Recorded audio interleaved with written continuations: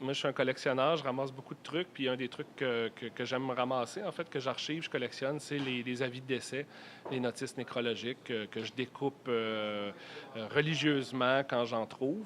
Des gens, des proches, évidemment, de ma famille, des gens que j'ai connus aussi, des gens que je croisais dans la rue, puis tout ça. J'ai toujours découpé les notices, évidemment, des gens de ma famille qui sont décédés, comme bien des gens font. Puis à un moment donné, en allant vider l'appartement de ma grand-tante qui était décédée, j'ai trouvé il y avait une boîte d'avis qu'elle avait elle-même découpée puis tout ça. Donc on se demandait qu'est-ce qu'on fait avec ça. Puis moi j'ai décidé de les garder. Je ne pouvais pas me résoudre à les jeter ou à dire on se débarrasse de ça parce que bon, d'un, c'est des gens qui ont existé que probablement plus personne se souvient. Puis voilà, je me suis dit je vais les garder.